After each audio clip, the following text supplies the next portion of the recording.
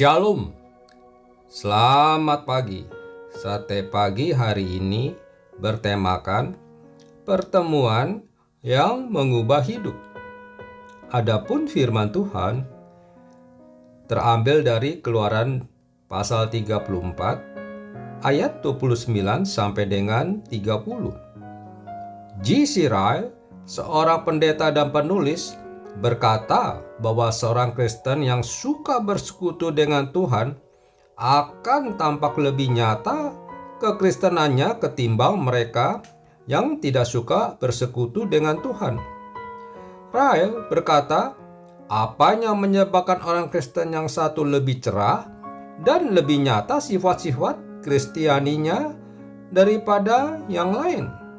Saya percaya perbedaannya terletak pada persekutuannya dengan Tuhan. Saya yakin mereka yang tidak nyata kekristenannya adalah orang-orang yang hanya sedikit bersekutu dengan Tuhan. Sedangkan mereka yang sungguh-sungguh nyata kekristenannya adalah mereka yang banyak bersekutu dengan Tuhan. Ada perbedaan di antara mereka yang suka bersekutu dengan Tuhan dengan mereka yang tidak suka bersekutu dengannya. Mereka yang suka bersekutu dengan Tuhan akan mengalami kemuliaan Tuhan di dalam hidup mereka.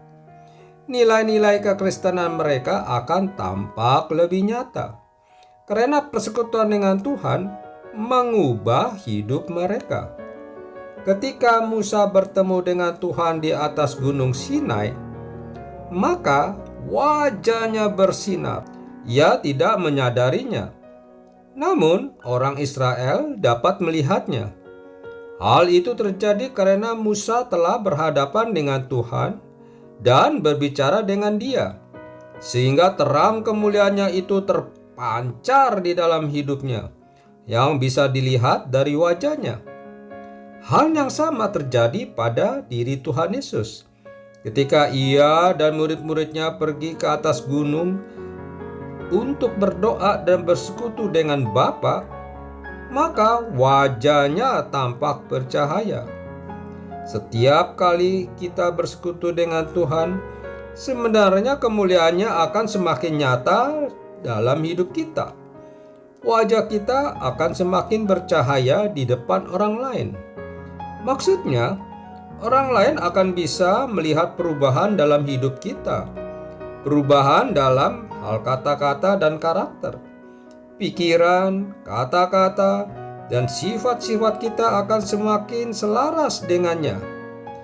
D.L. Moody berkata, orang yang paling banyak berlutut adalah orang yang berdiri paling baik.